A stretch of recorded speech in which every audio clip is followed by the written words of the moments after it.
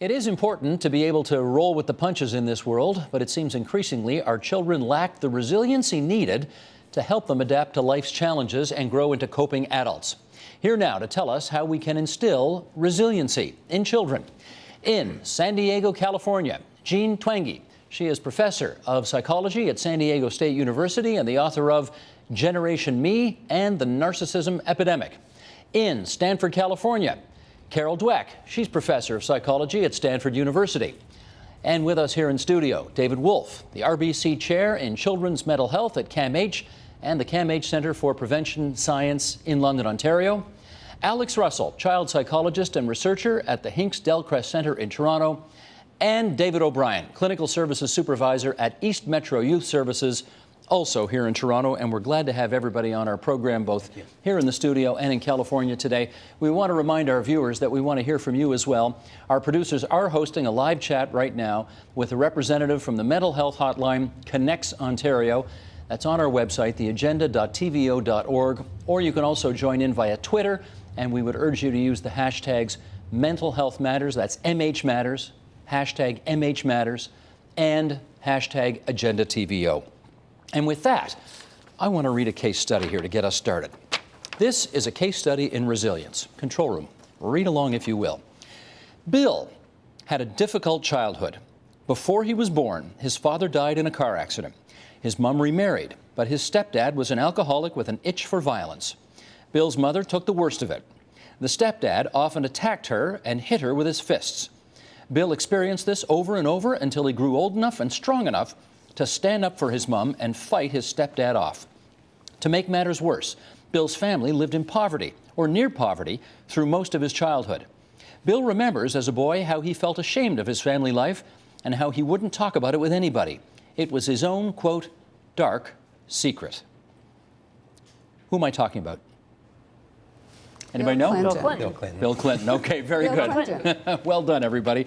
We didn't disguise it all that much. But yes, this is obviously one of the best case studies in resilience. A guy who came from that and obviously got the biggest job there is in the world to get. So let's go through this. Jean Twenge, why don't you get us started? He had, obviously, remarkable reserves of resilience, and I want to know what the traits are of a resilient person. Well, obviously, there's a lot of determination there. I would suspect, somewhat ironically, some of that difficulty may have given him a really good basis going forward for having confidence that wasn't just based on false things, but actually standing up to his stepfather and having that background, actually achieving things on his own without having things handed to him. And that could certainly be part of his resilience. Carol Dweck, anything you'd add to that list? Yes, I would. It's very consistent, but resilient people learn from their difficulty. In my early research, I gave children problems they couldn't solve. And some of them, instead of folding, said, I love a challenge, or I was hoping this would be informative.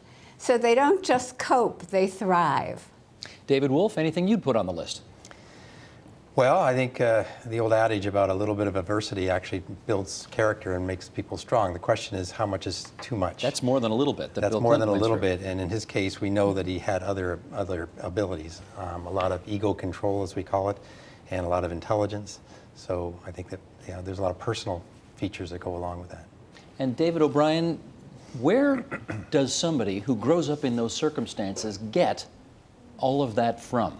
Well, I would like to know if Mr. Clinton had a positive role model in his life. Were there adults in his life that he could go to and talk to, considering the difficulties that he was surrounded by? You mean male role models? Male role models, female role models, were there teachers, extended family members? And we know through the work that we do that that's vitally important in terms of building resilience.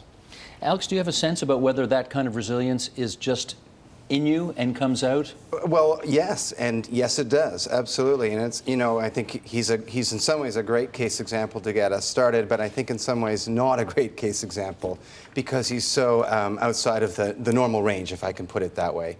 That for the normal child and the normal family, resilience is something that does happen quite naturally, a little bit at a time. We're not saying that it would be good for all kids to be beaten up by their stepdad, obviously. Right. But if we're going to draw a lesson from this, it's that a little bit of adversity all the way along is how children draw from within their capacity to take the big world on for themselves. I hear you, but Gene, the flip side of this is that just as many people, maybe more presumably, faced with similar circumstances, would fold, get into the fetal position, and just say, I can't take life anymore. Do you have any sense about how many people have that reaction as opposed to the man who became the president's reaction? Well, of course it's going to vary. And what we found in our research that what's happened over time is that parents have stumbled a little bit in giving their children resilience because they have focused instead on protecting their kids from so many more things, protecting them from failure. So for example, that in children's sports leagues, the idea that everybody gets a trophy. So it's a participation trophy. You don't actually have to win or do well, that if you just show up, you get the trophy. And I would argue that's not a good way to build resilience. You agree with that, David? I think that's somewhat of a different issue. We're not building resilience there with the trophies and that, but it has gotten a bit carried away. And I know the controversy about it. That's all self-esteem stuff, I guess, eh? Part of it's self-esteem and yes, but I think that there's a lot of other ways that parents can help build resilience by promoting their kids' independence, by making sure that the kid tries first before the parent steps up and solves the problem for them. And let me follow up with that previous issue, which is, do you have any sense about what percentage of kids just fold as opposed to have the reaction that Bill Clinton had? Under adverse situations like that? Well, that's what I study is kids who grew up in really violent homes and maltreating homes. And the evidence shows that about 60% of those kids have some indication of resilience. They may not be considered resilient, but they have some indications. They're capable of making friends or having some control over certain things in their life, not getting angry and that. But the rest of them don't show any at all. Like they like you say, may fold and end up in a trajectory where they're not going to succeed in life. Everything they do falls apart on them. 40% of them. Yes. That feels like a very high number. Well, those are kids who grew up with the serious adversity. Huh. What, Carol Dweck, let me get you to weigh in on this. That 40%, yes, as David describes it, what happens to that 40% as they grow up and turn into adults? Well, I'd like to say that in my research, we find that some kids think of themselves as in fixed terms. I'm either good or bad or smart or dumb. And these are kids who judge themselves and are not resilient when bad things happen. But other kids think they can develop their abilities, they can develop their personal qualities, and these are kids that tend to be much more resilient. We find that kids are sort of 50-50 in what they believe, but if we teach them this view that they can develop, we find that they become much more resilient, both in academic situations and social situations. Alex, can I get you to follow up? That 40% who don't develop the resiliency skills needed to cope with those awful situations, what happens to them when they become adults? I want to comment on the percentage question itself. Sure. That I think it would be a disservice to kids to think that we could sit here and mathematically divide up, how many kids have it in them to be resilient and how not, because it's such a cultural matter. The fact that we're sitting having this discussion about resiliency is very much a 2013 phenomenon. We're talking about resiliency because we have kids who lack it. And we have kids who lack it today because, as Dr. Twenge said, we're doing way too much protecting of our children. Our children grow up in adult-controlled realities from the beginning until 18 when they leave home and are supposed to fend for themselves. And they're not getting enough practice at taking on the world. They're not playing in reality for their own sake without their parents screaming at them from the sidelines. They're not experiencing enough painful, non-catastrophic failure along the way. And so as a result, we have more and more kids struggling with resiliency. But it's a cultural problem. This is, David O'Brien, let me get you to follow up on this, because this is, I can see people pulling their hair out right now thinking, my job as a parent is to create a safe, loving, healthy environment for my child, and you're saying by doing that, I'm taking away the skills they need to develop resiliency and become better adults? Well, I think it's all about balance. And I think, parents need to, as mentioned previously, let children fail and experience failure, and not really in terms of failure, but learning from your mistakes. I have to disagree with Alex a little bit and move to the middle ground. Is that I think there's a segment of the population that is not monitored by their parents, that come from abusive situations and they're neglected. They come from situations with mass poverty associated with them, and the same results can happen. So if overparenting and underparenting, and I think of it that way, and we need to come to the middle as adults and help these kids have a balance between their parents overseeing them and following them around the house. But also, we need to move the parents who are under monitoring their kids to the middle, where there's love, affection, nurturing, structure, routine, and consistency. Alex, you want to come back on that? Absolutely. Thanks for adding that in. When a lot of us are doing this work now, we work with parents and help them to back off a bit and do a little bit less of the overprotecting. And sometimes the comment is, "Oh, you mean parenting just like our parents did, back in the 60s and 70s?" And it's sort of yes and no. Yes, it's a little bit more of the benign neglect, if we can put it that way. But we are an unprecedented generation of parents in good ways, too. We're an awesome generation of parents. We really think about our kids. We're emotionally dialed in like no generation of parents before us, and that's excellent. And some need to do it a bit more. So it's about doing less of the guiding, directing, managing of your kids' lives, for sure, but doing even more of the paying attention, being a big fan, being present emotionally in our kids' lives, while still giving them a chance to fend for themselves. David Wolf. And I think we're talking about kind of two different issues in a way, because I study the deep end, a lot of the kids that have grown up with adversity, and there's a real difference between those families and those kids and how they build resilience. A lot of the resiliency research came out of that type of population, trying to study how do the kids make it out of this stew of adversity and trauma and threat that they've grown up in. And we've learned quite a bit, and that's where we come up with the 40%. But for your average family, where the nature of adversity is not too strong, I think that's where the discussion here, I think, has a different relevance. It's important that you don't protect your kids from some adversity. They do have to learn to cope on their own. That's healthy for them. But what do we do for those kids where it's overwhelming and they can't cope on their own because of the adversity? Gene Twangy, let me get you in here to ask this following question. The kids who are from that stereotypical happy, stable, two parents in their lives, both contributing sort of equally to raising of the children, are they more likely to develop the skills of resiliency we've been talking about here today than kids who grow up not in that situation? It really varies a lot. I mean, you can see the influence of the culture. It actually tends to have it's fairly equal between those disadvantaged homes and the more privileged ones. So in terms of some of the trends we're talking about with parenting, say that everybody gets a trophy and let's increase self-esteem, that's really happened across social classes. But of course, when you come from a more stable middle-class home, you have kind of from attachment theory of this idea of having a secure base, and then the children can explore out from there. So that helps. But then on the flip side, if those types of parents are protecting their kids all the time, they might end up with less resilience. So it could end up equaling out between those two different types of situations. Carol Dweck, what would you add?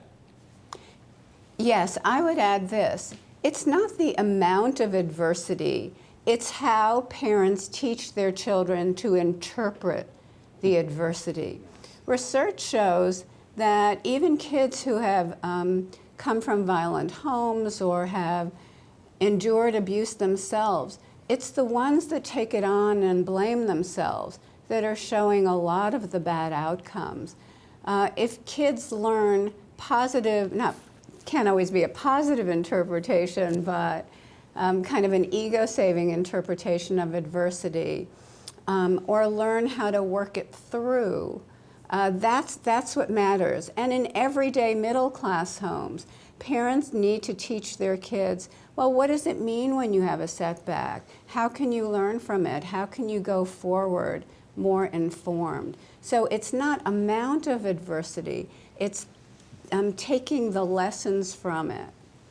That's a good distinction. David, don't you think? And also the amount of adversity that each individual can cope with. It's really an interaction between that environment and that individual.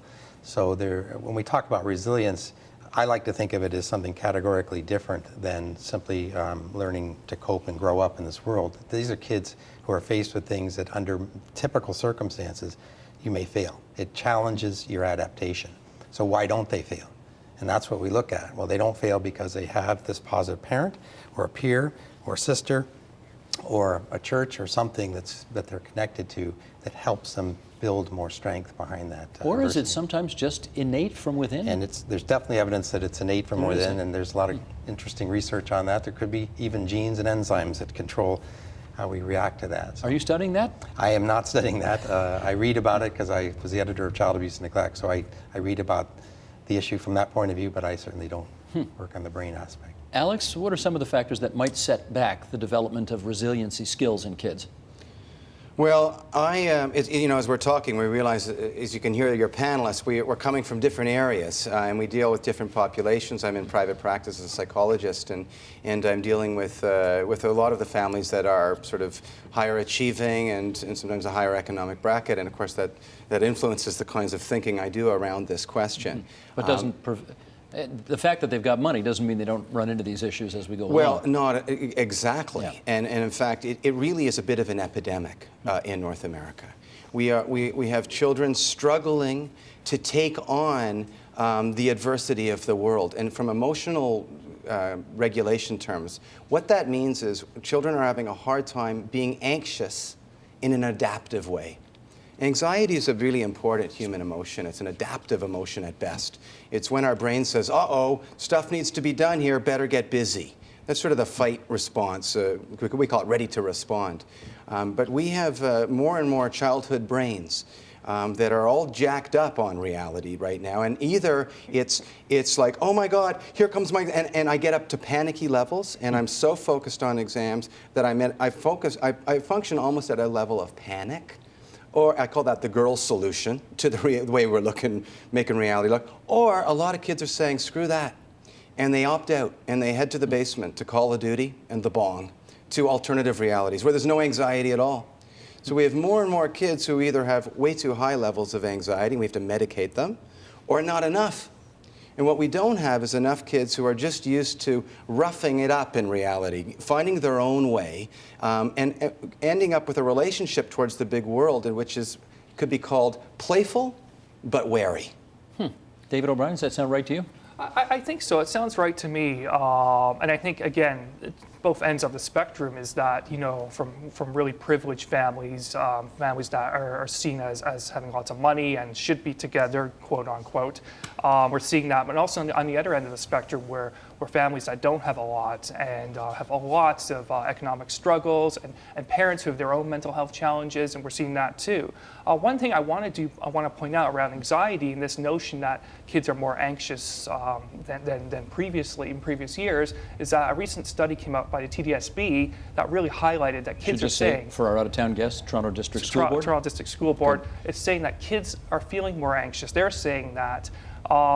And I see that as a 50-50 thing, a half good thing and a half not so good thing. It's not great that they're anxious, but they're starting to talk about it more. The problem is with that survey was that over 50% of kids said they had no idea where to go or who to talk to. Jean Twenge, do you find that's the experience in the California school systems as well? Well, we find in national surveys, say of college students and children, and a few indications also in high school students, that over the generations, anxiety and depressive symptoms have increased. So just a couple of examples. Survey of incoming university students finds that more and more say they're overwhelmed by all they have to do. More and more say that they feel like they're below average in emotional health.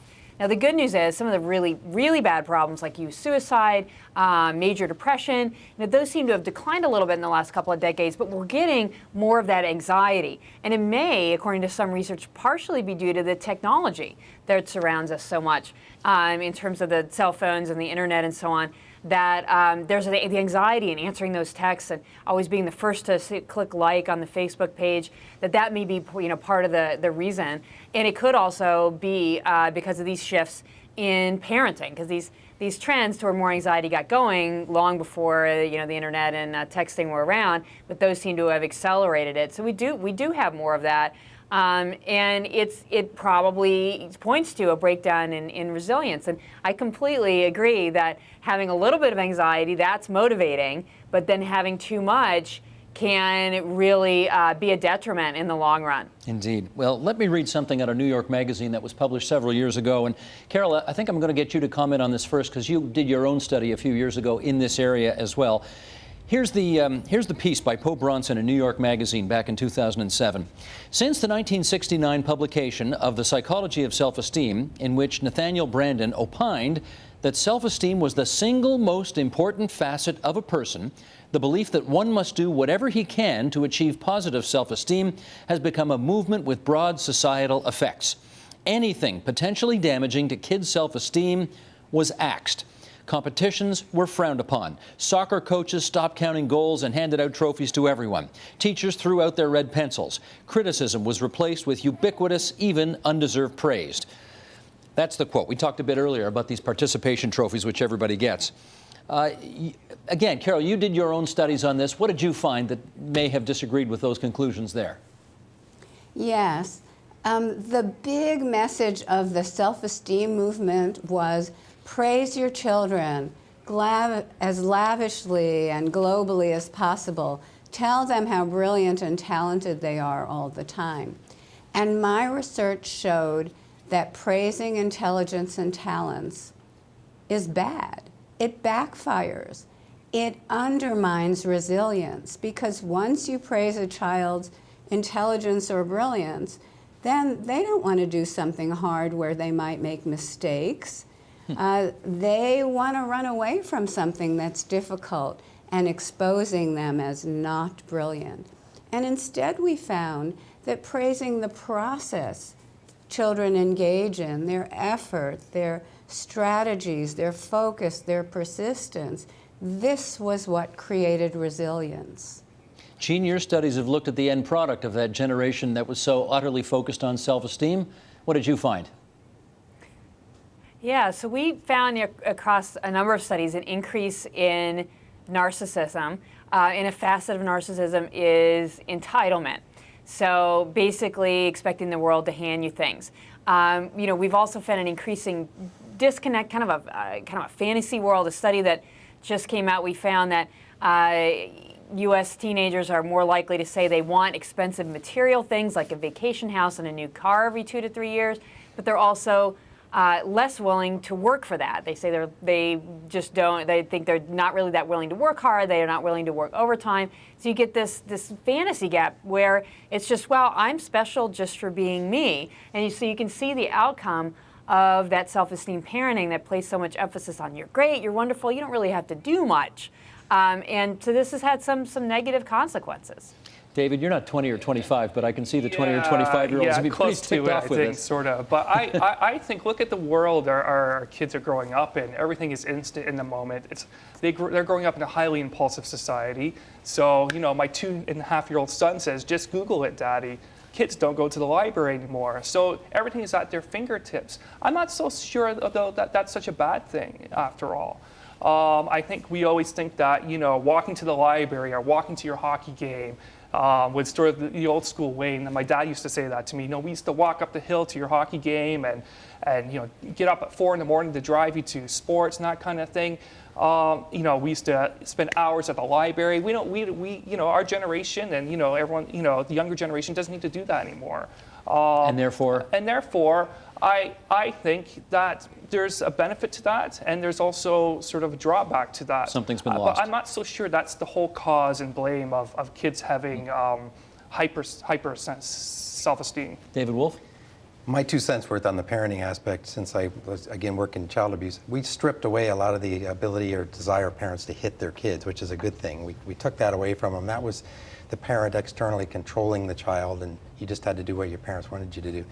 And I think for the last 30 years, there has been confusion. There's been an adjustment. How do I raise my kids if I don't hit them or yell at them? And then someone says, well, you praise them all the time. That's the opposite. Just as dangerous in some ways, because we know that those kids can end up having just as many juvenile delinquent type problems as the ones that are hit. So we're still learning, but as Carol mentioned a minute ago, I think the issue of praising their attempts, teaching them how to solve their problems, what we call self-righting mechanisms, so that when you fail, you just learn to turn over and self-right like a cat. And that skill will go with them. So even a little, it's a teaching moment when something happens at school that you didn't like. The parent doesn't go in and rescue the kid. The parent teaches the kid how to address the problem as best, reasonably for that age. Alex, I'm always amused when I go watch kids hockey at a local arena or something like that. And if it's a blowout, of course, the scoreboard never allows a lead to reflect anything more than, say, a 4 or 5 goal differential. But the kids know. The kids know they're getting blown out. Yeah. They know what the score is. Yeah. So who are we kidding here? Yeah, well, you were mentioning the Ontario Soccer Association has now banned scorekeeping for under age 9, and they're no longer allowed to be called festivals. Here in Ontario, they're called, tournaments are now soccer festivals. So you don't know that down in California. No, that's, I mean, and if it was just kids playing soccer with their coaches and referees, that would be totally a ludicrous policy. But it's not just kids on fields playing soccer with their coaches and referees. Who's missing from that picture? The crazed parents. We've lost it. And that's a big, but I want to get back to this issue of praise if I can, because it's such an important one. And one of the things Carol Dweck has pointed out is that praising our kids when young is very counterproductive. It so easily feeds into that fixed mindset that she mentioned, that when we praise them, we're telling, you're good at that, bring us the good stuff. And if we don't, praise is inherently evaluative. It puts it on a evaluation continuum. If it's good, it could have been bad. And we foreclose on lots of other ways to interact with our children. What our kids do need our attention. They need us to pay attention, especially in those early years. But it's not praise. We thought praise would build self-esteem. It was a wrong idea.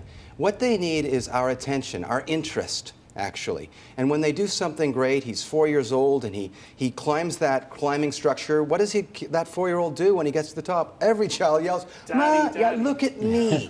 And what he's asking for is validation of his experience. You look at him and say, "Look at you. I see you." And when he sees you see him, that's when he has a sense of mastery, of competence. And actually what you're doing is you're building his sense of self. He's got a sense at that moment, "Hey, I'm a guy who climbs stuff."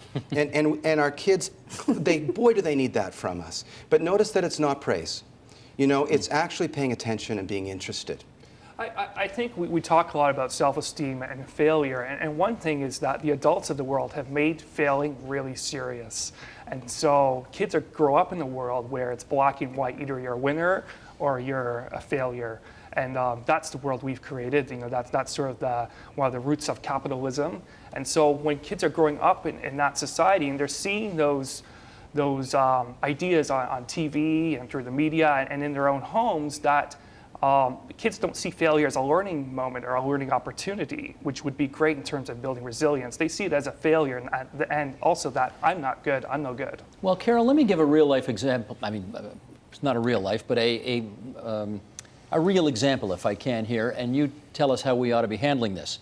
Little Sally comes home from, grade 6. She's got her geography test with her. She got 75. She's looking to her parents for some kind of reaction to that mark. One potential reaction, 75 is a pretty good mark. The other potential reaction, where's the other 25%? What's the appropriate reaction which balances the need for the child to have self-esteem while at the same time not turning into a narcissist because you've overdone the praise? For me, the appropriate reaction is to say, hey, let's see what we can study. Let's see where we can, you worked hard, you improved, or, you did what you could, but let's see what we can do better. Let's see something you didn't understand. Let's see how we can learn together this material. Now, is that praiseworthy enough for a 75? Scaffolding the child. What? Is that a praiseworthy enough statement for a kid who, after all, 75s, it's more than a passing grade, whatever it is, A- or B+ or something? But your question. Well, 75 is more like a C+ or a B-.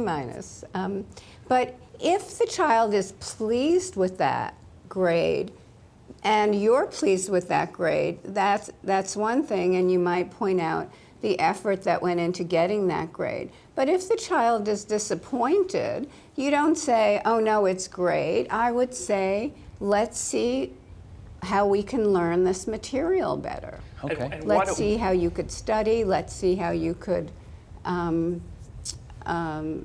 delve more deeply and successfully into the material. Gotcha. And so what a way to build resilience. So putting it back on your child to make that decision. Was this a good grade for you? Was this a horrible grade for you? Because for some parents, 100% is what's expected. No, that's fine. But what if know. you come home with a 60 and the kid says, hey, it's 60, it's a pass?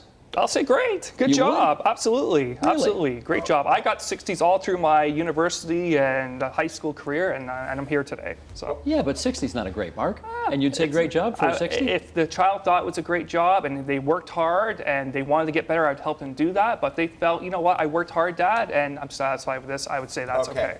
In reality, As in distinction of what we just heard? if let's make him let's give him an age, okay? So he's grade 10. Okay. And he's come to you and he's saying, look, I got a 60 and I'm feeling good about it. I mean, if in a real family, there's all kinds of meanings tied up already in this conversation. I mean, it's one thing to get a 60. It's another thing to get a 60 and feel okay about it. And it's a whole other thing to come home and say to your father, I got a 60 and I'm feeling okay about it, okay? And why does a child do that? Well, lots of different reasons, okay?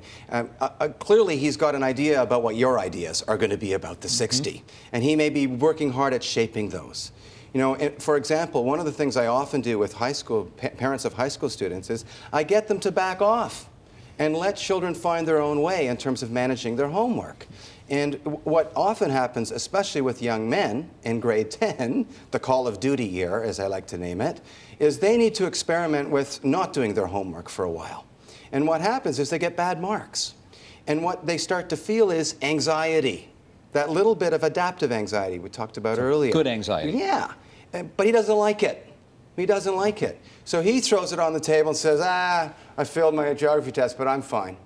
And what is that comment designed to do? To make you anxious so that you'll step back in and start managing the problem for me again. Is that the appropriate response?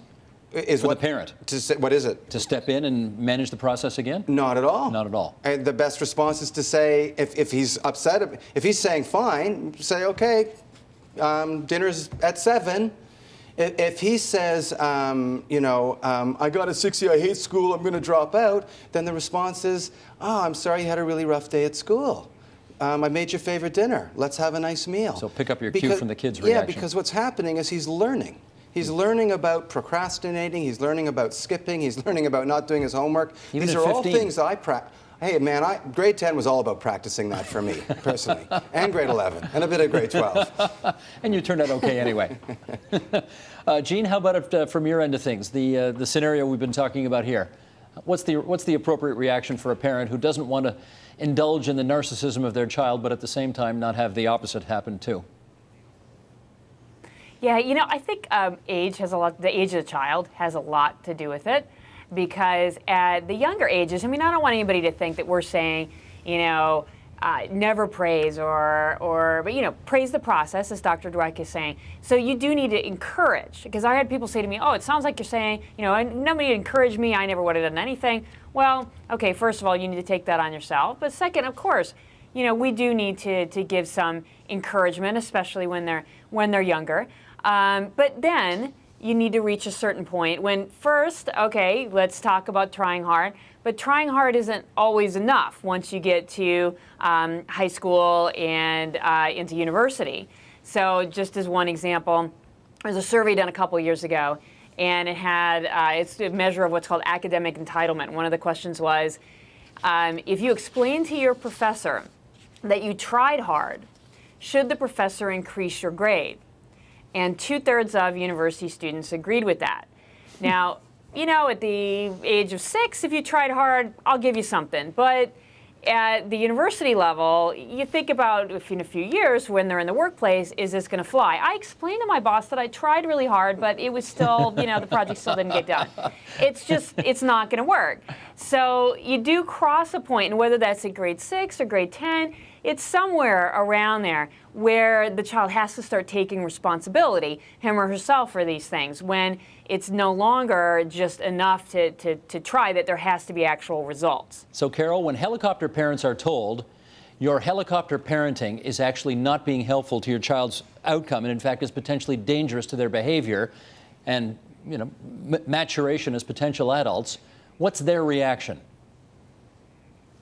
I give a lot of talks to helicopter parents, and I can see them grasping each other in terror. We've done that to our child. And I think you can't just tell them to stop. You have to give them something else to do. And so while I agree wholeheartedly that parents need to back off on praise and give appreciation and encouragement instead, I feel I need to give them something else to praise, which is the process, the strategies, effort, improvement, the learning. And so, yeah, I think we can't just say back off. They're too anxious. They're too involved. Their children, they think, are a measure of their own worth. Their children's success is a measure of their own worth. So we need to give them very specific things that they should do. Alex, in your practice, when you give that speech to helicopter parents that you've got to back off, what percentage actually do? Well, it's one thing to give talks, and I'm right with Dr. Dweck on this. I so agree. It's one thing to tell them to back off and what not to do, but we have to give them helpful instructions on what to do instead. When they're in my office, I get to see them next week too. I have I think a better success rate there. But we're trying to help parents, even here in a television program like this, to help parents. And it's so important to think about what to do with you're all this backing off and not doing. What do you do instead? And Carol, mine is a bit different. What I really focus on is helping parents be interested, and saying that I call it minding your child, having him or her in your mind, seeing him for who he is, and that this is a something. All of our busy parenting, our guiding, reminding, directing, overseeing, reminding, cajoling, nagging, blah, blah, all that stuff to the side. Actually, the heart of the job is paying attention. I often, if I can just quickly, picture your 6-year-old. She's come home. She's showing you her artwork that she's had in her cubby for 2 weeks, and she shows it to you, and there's some macaroni stuck on it and some paint, and you're looking at it, and our reflex in 2013 is to praise it. Oh, that's so good. You're such a good artist. Okay, so we're saying not to praise. So then what? Well, as I say, a perfectly good parent response would be, huh? Like I'm not saying you have to say, huh, but huh is interested, right? Like paying attention is being interested. Saying... That's not going to cut it for the kid. Well, saying, tell me about your picture. The kid wants praise. The kid wants unadulterated pure praise. No, that is incorrect. That is not what the kid wants. The kid wants you to pay attention. And when you say, huh, then she says, she didn't even put the macaroni there. That was Billy. Billy stuck it there.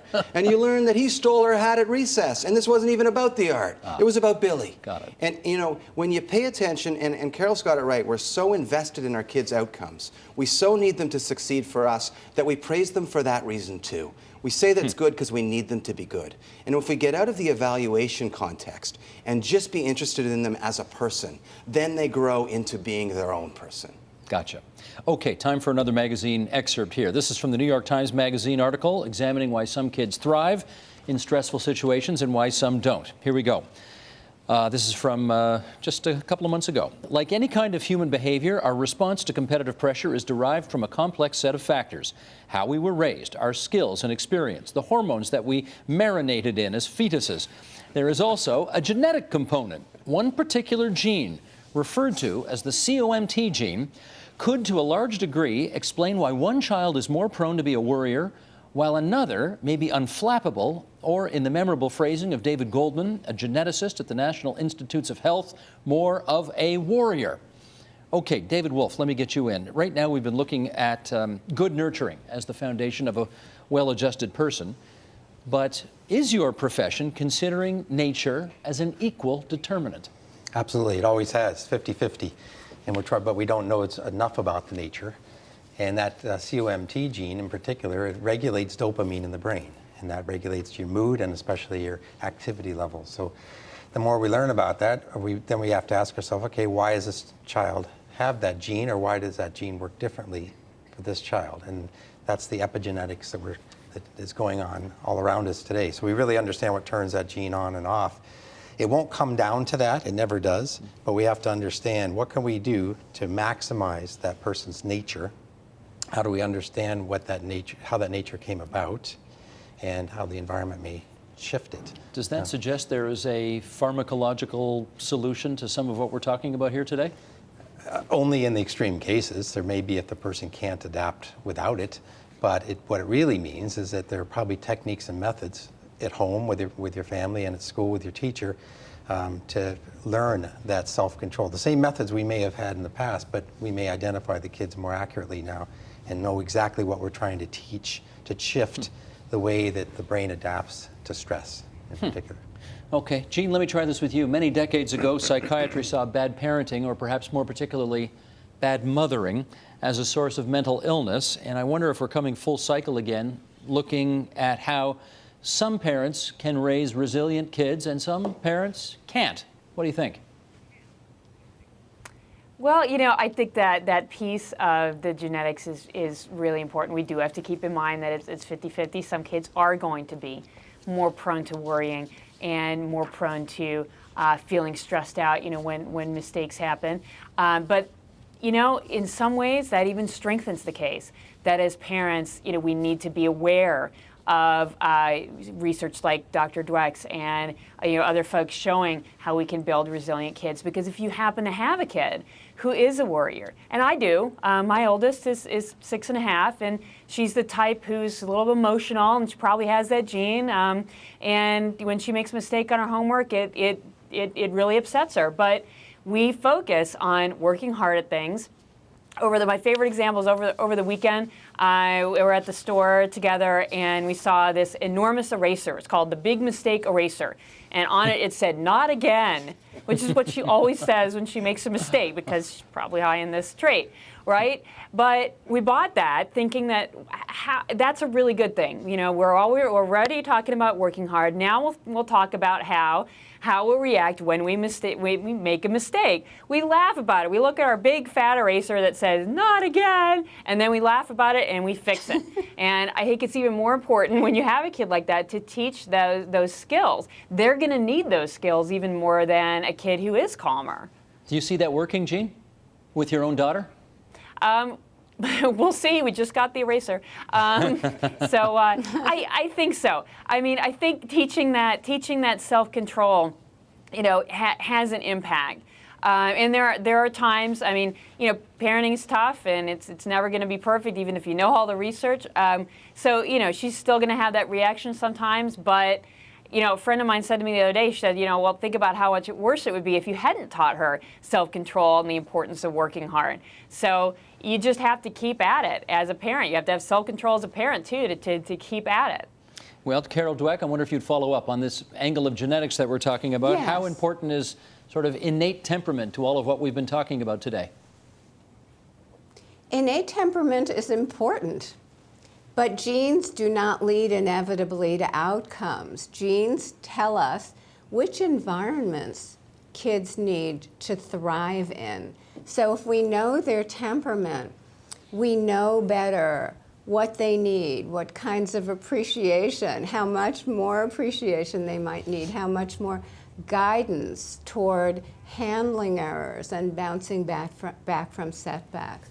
So the genetic component always interacts with environment, always tells us what a child may need to become more resilient.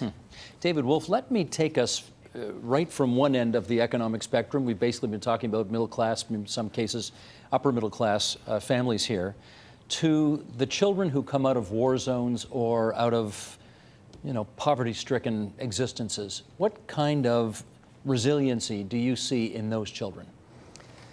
Well, that's, as I was saying earlier, that's what makes this whole area so interesting to study, because how are those kids able to adapt positively under those circumstances? And they've looked at the physiological side of it, the brain chemistry and that, but it usually does come down to some connection with someone. I look at the relationship part of it. It's all often in a war zone, they often will still have family. And so people are still thinking alike. In maltreatment situations, it's different because they may not have their family. They've been moved from their family. They don't have a basis anymore, so the world's very confusing.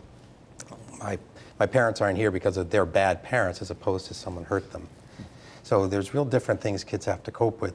But I do want to emphasize that the knowledge of this area has been around for at least 3 or 4 decades in terms of this type of adversity, what it does to kids and what they need to cope with it. Where we're lagging is we're not doing enough to reduce that adversity. Not just in war zones and the extremes, but in our everyday cities. There's a lot more that can be done to promote mental health in younger kids, to give them a head start, to build resiliency, not remove obstacles, but help them overcome them and lower them. What's at the top of your list? For children? Yeah. What's at the top of my list? That's a good question. A loving relationship is where it all has to start. And so if that's not happening, there's a lot more we can do to promote that early attachment for kids. You mean with parents, presumably? With parents or a caregiver of some kind, to promote that. And then a learning environment that's healthy and safe for kids is absolutely necessary. So preschools and opportunities for a caring adult to be around them, especially if they don't have that at home, will help them learn that the world isn't as bad as I thought it was. There's an alternative here. I see how it works. This person cares about me. And it comes down to that essential thing of I feel loved, I feel valued, and therefore I can move on even when I face adversity. You need a champion. You need a champion, yeah. Okay, with about 6, 7, 8 minutes to go here, let's try one more thing. Control room, if we can, let's bring up this graphic. This is from Children's Mental Health Ontario, last year's stats. Are the kids all right? Among 24,000 kids interviewed who were referred for help at one of Ontario's children's mental health centres, 25% had an anxiety problem, 33% showed some signs of depression. David O'Brien, start us off. Are these numbers high enough to be of concern? I'm surprised they're not higher. I mean, at our center, East Metro Youth Services, we're seeing higher rates than that. They are of concern, although as I mentioned earlier, kids are talking more about mental health. Over the last 5 years, in particular with the Toronto District School Board and the Toronto Catholic Board, that there's been campaigns talking about anti-stigma. There's, celebrities have come out of the closet in terms of their mental health issues. There's been more of an acceptance in terms of mental health. So that's the hopeful thing that's happening. On the flip side, it's concerning that we have this many depressed and anxious kids among us. Let me ask you, Alex, to follow up on that. If you don't develop the skills of resiliency that you need by the time you're, I don't know, let's say 15 or 16 years old, is it too late? Absolutely not. Thank God, because we have more and more young people that have to do it at that age and stage. From 15 to 25, we have a new category, kidults, I call them, adolescents.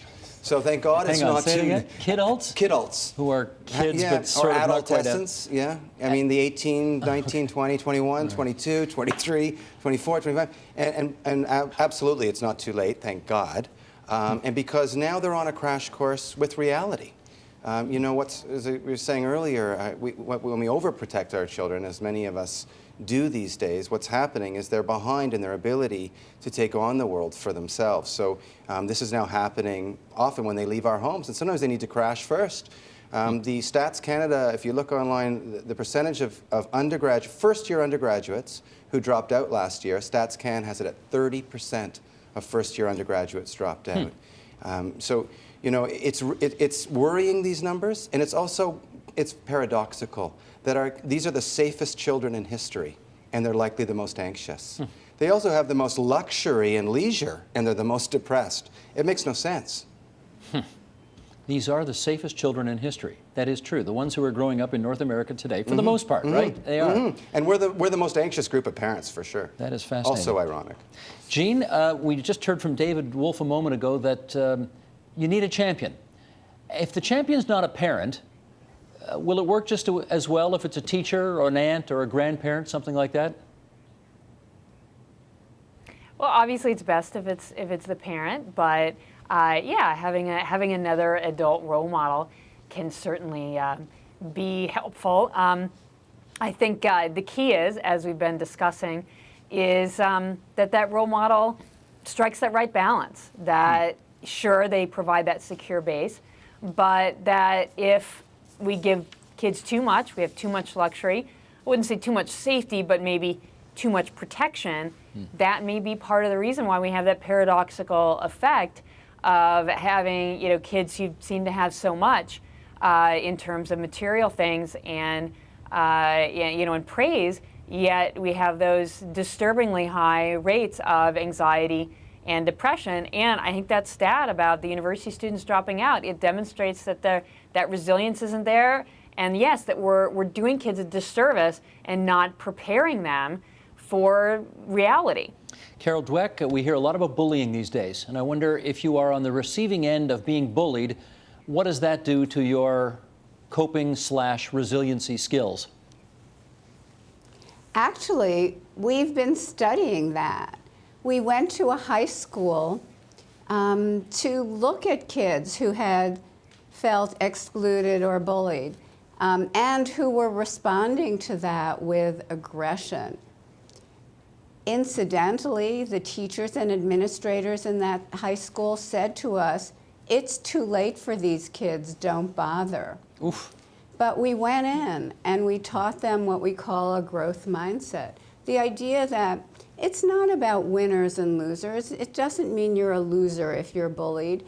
Everyone is coping with their own issues and insecurities, and everyone has the potential for change. And we found that a curriculum that was organized against these ideas, you're not a permanent loser, everyone has the potential for change, really helped them cope effectively with the social adversity they were experiencing. David Wolf, I got about a minute left here. Let me ask you this. We're constantly told that this generation of young people in some essences is unique because they're not going to do as well as their parents. Unlike all the previous generations where the next one always did better, these kids have constantly been told, the economic deck is stacked and you're not going to do as well as your parents. How much of that is a factor in all of the anxiety we've been talking about here today? I think if I was a kid hearing all that, I have a 20-year-old who worries about those things all the time. They are faced with a lot of disaster plans. We were too. We had Vietnam Wars and we had World War IIs and World War III. World War III, worried and nuclear armament and everything. But today, their worry is there's so many choices, it seems, but little direction in their life. The world is pretty complex, and it changes at a much rapid pace than it ever did for us. It just moves really, really quickly. So I don't believe that, though. I think the adage, though, that most of the people today are going to have jobs that don't even exist, 10 years from now. So I think things are just changing very rapidly for them. They sure are. Thanks to everybody for participating in our program tonight. Really helpful. Learned a lot. Jean Twangy in San Diego, California. Carol Dweck in Stanford, California. And here in our studios, David Wolf from CAMH, Center for Prevention Science in London. Alex Russell, Hinksdale Crest Center in Toronto. David O'Brien, East Metro Youth Services, also in Toronto. Support Ontario's public television. Donate at tvo.org.